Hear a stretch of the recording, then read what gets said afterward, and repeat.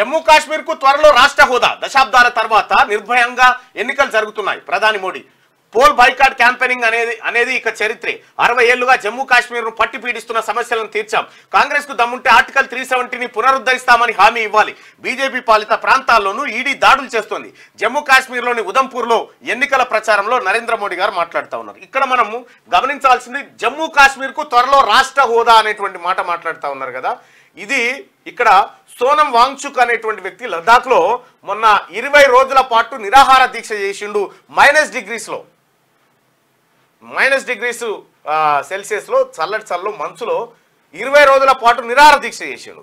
ఎందుకు చేసిండు అనేది చర్చ పెట్టాలి. దాన్ని నేషనల్ మీడియా ఎక్కడ చూపించలే. కానీ అదే మంచులో -డిగ్రీలో ఆయన పిలుపునిస్తే 30,000 మంది లద్దాఖ్ ప్రజలు రోడ్డు మీదకి ఎక్కిరు.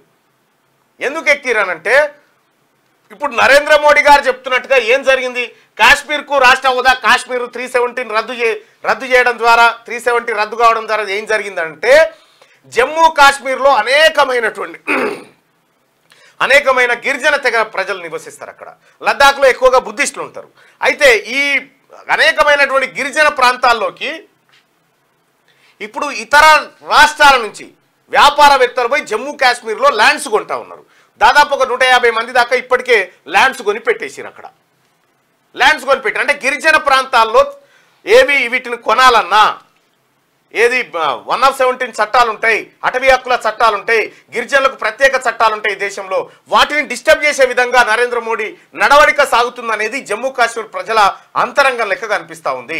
ఇక ప్రధానంగా లద్దాఖ్ ప్రజలు ఏమంటారంటే అగో జమ్మూ కాశ్మీర్కి అయిన పని రేపు లద్దాఖ్ అవుతుంది. ఇక్కడ ఉన్నటువంటి వాతావరణం, ఇక్కడ ఉన్నటువంటి ప్రజలు, ఇక్కడ ఉన్నటువంటి స్వచ్ఛత దెబ్బతినేటువంటి అవకాశం ఉంది. కాబట్టి మా లద్దాఖ్ను ఈ ప్రాంతాన్ని అంశాన్ని తీసుకుపోయి 6th షెడ్యూల్లో పెట్టాలనేది అక్కడ ఉన్నటువంటి ప్రజల డిమాండ్. రాజ్యాంగంలోని 6th షెడ్యూల్లో పెట్టాలని. అయితే నరేంద్ర మోడీ సర్కార్ ఈ టాపిక్ ను ఎక్కడ రేజ్ కాకుండా బయటి ప్రపంచానికి కనబడకుండా చాలా జాగ్రత్త వహిస్తూ ఉంది. అయితే ఈయన అమిత్ షాతోని ప్రతిసారి మీటింగ్ అవుతుంది.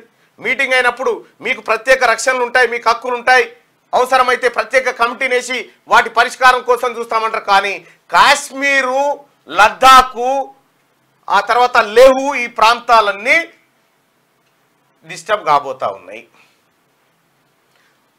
అడవి నుంచి కోతులు తెలంగాణ ఇండ్ల మీద ఎట్లా పడ్డాయో రేపు పొద్దుగాల కాశ్మీర్ పరిస్థితి కూడా గదే ఉంటుంది అనేది అక్కడ ఉన్నటువంటి ప్రజల ఆవేదన. సో మొత్తానికి లద్దాఖ్లో ఈసారి భారతీయ జనతా పార్టీ గెలిచే పరిస్థితి లేదు. లద్దాఖ్, కాశ్మీర్ ఇదంతా కలిపి ఒక ఎంపీ ఉంటే సో ఆ 370 రద్దు చేసిరు కదా అని చెప్పి ఆయన ఒక ఎంపీని గెలిపించారు భారీ మెజార్టీతో. ఇప్పుడు ఆ ఎంపీ గెలిచే పరిస్థితి లేదా. అక్కడ సోనం వాంగ్చుక్ ఏమంటాడు, కాశ్మీర్కి ఒకటి ఇచ్చేసే ఎంపీ, లద్దాఖ్కు సపరేట్ ఎంపీ కావాలని కోరుతా ఉన్నాడు పార్లమెంట్లో మాట్లాడడానికి. సో ఇట్లా రకరకాల డిమాండ్లు ఆడ సోనం వాంగ్చుక్ చేస్తూ ఉన్నాడు. అయితే సోనం వాంగ్చుక్ పోరాటాన్ని భారతీయ జనతా పార్టీ లేదంటే నేషనల్ గోధీ మీడియా ఏదైతే ఉందో దిగ్విజయంగా తొక్కిపెట్టింది. అక్కడ ఇంకోసారి చూపిస్తా ఆయనకు సంబంధించి.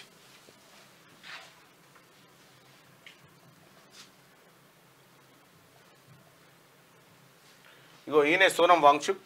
ఇగో ఇక్కడ నిరాహార దీక్ష చేసింది ఈయననే.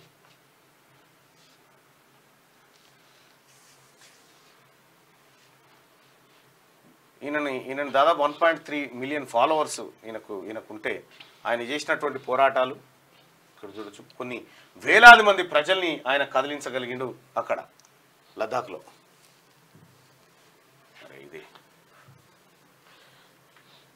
అయితే ఈ వ్యవహారాన్ని చాలా చాకచక్యంగా దారి మళ్లించి ఈ వ్యవహారాన్ని బయటి ప్రపంచానికి కనిపించకుండా నేషనల్ మీడియా దిగ్విజయంగా సక్సెస్ అయిందని చెప్పుకోవచ్చు. అక్కడ ఇక జమ్మూ కాశ్మీర్కు త్వరలో రాష్ట్ర హోదా, జమ్మూ కాశ్మీర్ డిస్టర్బ్ కాబోతా ఉంది.